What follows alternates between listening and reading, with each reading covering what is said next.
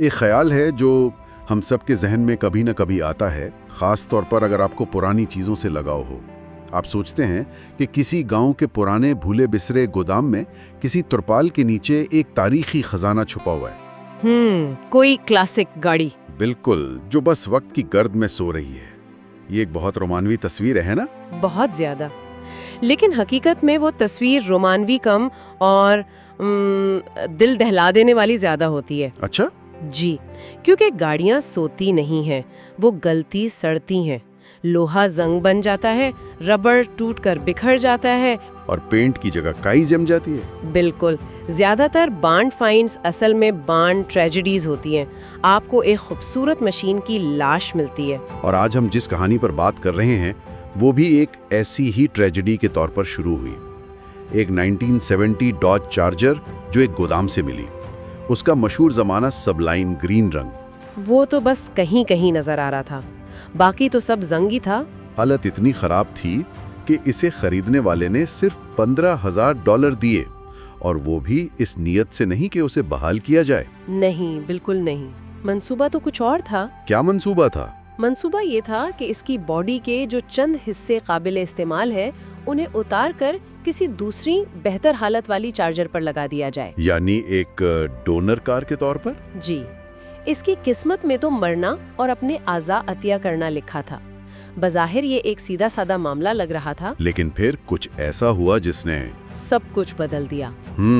सफाई के दौरान जब टीम ने गाड़ी का पुराना फटा हुआ कालीन उखाड़ा तो उसके नीचे से गाड़ी का विन नंबर नजर आया। Vehicle identification number. जी, उस पर सालों की गंदगी और जंग जमा हुआ था। जब उसे साफ किया गया तो ये $15,000 की कबाड़ गाड़ी अमेरिकी ऑटोमोटिव तारीख का एक गुमशुदा बाब बन गई। और यही वो लम्हा है जहां कहानी एक आम वर्कशॉप डायरी से निकलकर एक खजाने की तलाश की दास्तान बन जाती है। सही। ये इस बात का सबूत है कि असल कदर अक्सर सतह के नीचे छुपी होती है।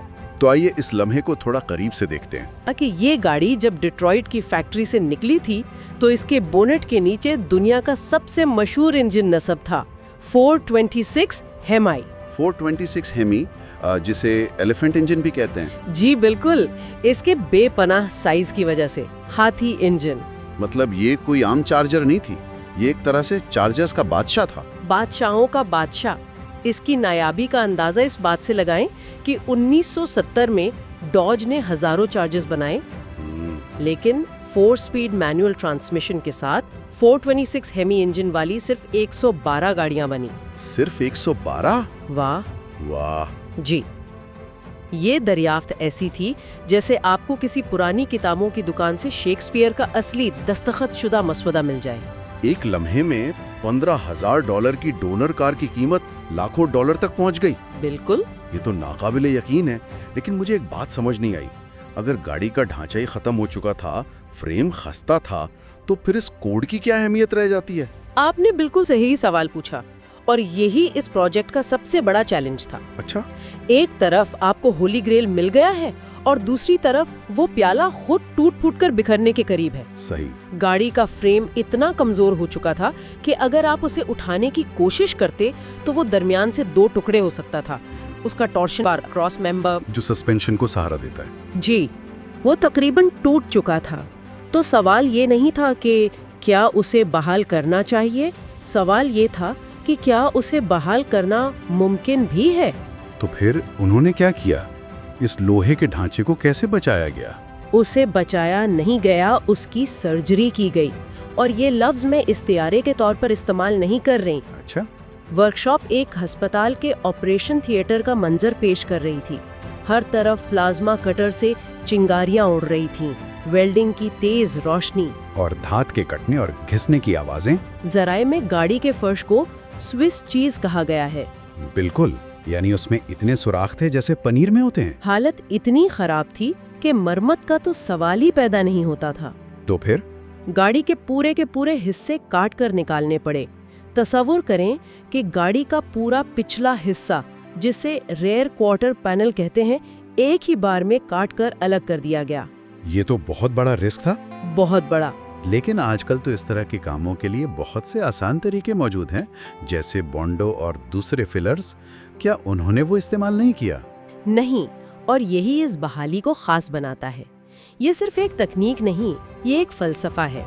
बोंडो मसले को छुपाता है, सही। जबकि पुराना तरीका, जिसे लीडिंग द सीम्स कहते हैं, उसमें आप पिघले हुए शीशे से जोड़ों को भरते हैं। शीशे से? जी, शीशा धात का हिस्सा बनकर उसे मजबूत करता है। वो सिर्फ गाड़ी को खूबसूरत नहीं बनाना चाहते थे, वो इससे वैसा ही बनाना चाहते थे जैसा वो 1970 में थी। यानी बिल्कुल असली हालत में। ये उस दौर की कारीगरी को एक खिराजे तहसीन था। जब बॉडी का ये पेचीदा काम मुकम्मल हो गया तो फिर बारी आई इस हाथी की, यानी 426 हेमी इंजन की। घी और इसको जोड़ने का अमल किसी मुकद्दस रस्म की तरह था। ये सिर्फ पुर्जे जोड़ना नहीं था। एलिफेंट इंजन का नाम उसे मजाक में नहीं दिया गया था। बिल्कुल नहीं। उसके सिलेंडर हेड्स इतने बड़े और भारी थे कि उन्हें 2 लोग मिलकर उठाते थे। हर नट और बोल्ट को असली फैक्ट्री की तफसीलात के मुताबिक टॉर्क किया जा रहा था। सबसे बड़ा चैलेंज क्या था? सबसे बड़ा चैलेंज था उस दौर के असली कार्टर AFB कार्बोरेटर्स को ढूंढना और उन्हें ठीक करना। ये 2 कार्बोरेटर इस इंजन की सांसें थे। एक दिलचस्प बात ये भी लिखी है कि 1970 में डॉज ने सरकारी तौर पर इस इंजन की ताकत 425 हॉर्स पावर बताई थी, लेकिन ये सच नहीं था। जी, ये उस दौर की एक खुली हकीकत थी। दरअसल इंश्योरेंस कंपनियां ज्यादा हॉर्स पावर वाली गाड़ियों पर बहुत ज्यादा प्रीमियम लेती थीं। अच्छा। तो कार कंपनियां जानबूझकर अपने सबसे ताकतवर इंजनों की हॉर्स पावर कागजों में कम दिखाती थीं। तो असल में कितनी थी? माहिरीन का अंदाजा है कि 426 हेमी की असल ताकत 470 से 500 हॉर्स पावर के दरमियान थी। ये एक तरह से सिस्टम के साथ बगावत थी। और फिर वो लम्हा आया जिसका सबको इंतजार था, इंजन को पहली बार स्टार्ट करने का लम्हा। इसे कैसे बयान किया गया है? तसव्वुर करें, इंजन एक स्टैंड पर कसा हुआ है। वर्कशॉप में मुकम्मल खामोशी है।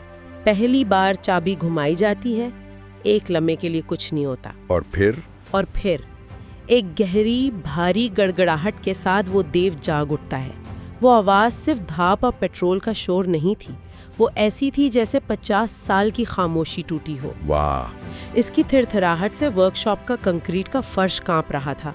ये वो लम्हा होता है जब महीनों की मेहनत वसूल हो जाती है, जब धात और पुर्जों का एक ढेर दोबारा जिंदा होकर धड़कने लगता है। जब उस रूह के लिए जिस्म तैयार हो गया और रूह भी वापस आ गई, तो फिर गाड़ी को उसकी असली शक्ल देने का वक्त आया। वो सफर प्राइमर के सुरमई रंग से लेकर उस आंखों को खीरा कर देने वाले सबलाइम ग्रीन तक का। ये रंग खुद अपनी एक कहानी है ना? बिल्कुल, ये 70 की दहाई की रूह का अक्कास है, शौक, बेबाक और तवज्जो हासिल करने वाला। इस दौर में कंपनियां ऐसे रंगों के नाम भी बड़े मजे के रखती थीं, जैसे प्लम क्रेजी या गो मैंगो। जी, और ये सबलाइम ग्रीन, ये रंग चीख कर कहता था कि मुझे देखो। और इस रंग के साथ जब गाड़ी की मशहूर हाइड अवे हेडलाइट्स, यानी छुपी हुई हेडलाइट्स, और उसका वो मुनफरिद क्रोम बम्पर लगा, तो इसकी शक्ल ही बदल गई। बिल्कुल, ज़राए में उसे ऑटोमोटिव तारीख का सबसे गजबनाक चेहरा कहा गया है, और ये कोई मुबालगा आराई नहीं है। अच्छा? 1970 का मॉडल चार्जर की दूसरी नस्ल का आखिरी और सबसे बेहतरीन डिजाइन माना जाता है।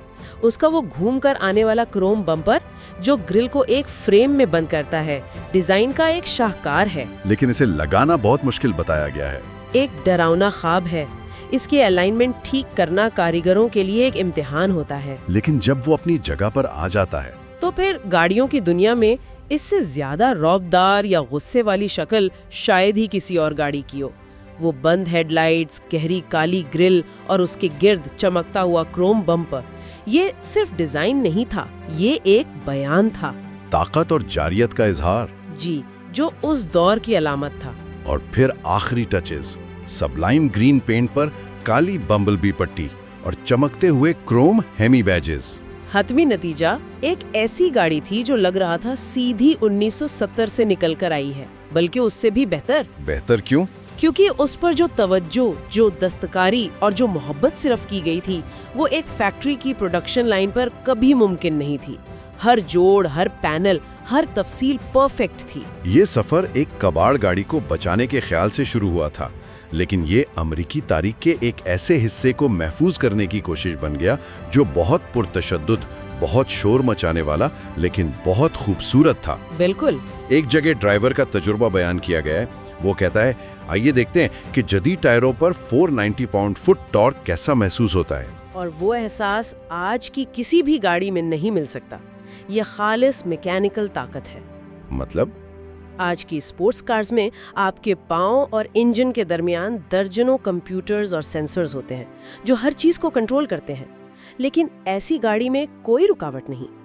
आपका पांव बराह रास्त इस हाथी से जुड़ा होता है। बिल्कुल, आप उसकी हर धड़कन, हर थिरथराहट को महसूस करते हैं। और जब एक्सेलरेटर दबाया जाता है तो जराए बताते हैं कि टायरों से धुआं उठता है, इंजन की दहाड़ से जमीन कांपती है और वो सब्ज रंग की मशीन गुरूबे आफताब में ऐसे गायब हो जाती है जैसे कोई ख्वाब। ये सिर्फ एक गाड़ी नहीं, ये एक टाइम मशीन है। सही। इस पूरी कहानी का जो निचोड़ है वो इसी एक हर्फ आर में छुपा है। इस एक दरियाफ्त ने एक कबाड़ के ढेर को एक अनमोल खजाने में बदल दिया। ये हमें याद दिलाता है कि चीजों को सिर्फ उनकी जाहिरी हालत से नहीं परखना चाहिए। सही कहा। अक्सर सबसे बड़ी कदर, सबसे गहरी तारीख जंग और गर्द की तहों के नीचे ही छुपी होती है। ये एक बेहतरीन नुक्ता है। एक ऐसी चीज जिसे शायद कबाड़ खाने में खत्म हो जाना था, वो आज एक म्यूजियम की जीनत बनने के काबिल है। इसने ना सिर्फ एक गाड़ी को बचाया बल्कि एक कहानी को भी जिंदा रखा। बिल्कुल। और ये हमें एक बड़े ज्यादा दिलचस्प सवाल की तरफ ले जाता है। वो क्या है? यही कि इस तरह के कितने ही भुला दिए गए खजाने आज भी न जाने किन गोदामों और गैराजों में अपनी दरियाफ्त के मुंतजर पड़े हैं। ये सोचने की बात है। और दूसरी बात, ये हमारी टेक्नोलॉजी से मोहब्बत के बारे में क्या कहता है कि हम इस डिजिटल दौर में जहां हर चीज टच स्क्रीन और एल्गोरिदम पर चलती है, इन खालिस मैकेनिकल मशीनों को जो तेल, पेट्रोल और आग से चलती हैं, उन्हें दोबारा जिंदगी देने के लिए इतनी मेहनत, इतना वक्त और इतने वसाइल क्यों लगाते हैं? शायद इसमें हमारे माजी को छूने की ख्वाहिश है। शायद इसमें हमारे माजी को छूने और उसे जिंदा रखने की एक गहरी बुनियादी ख्वाहिश छुपी है।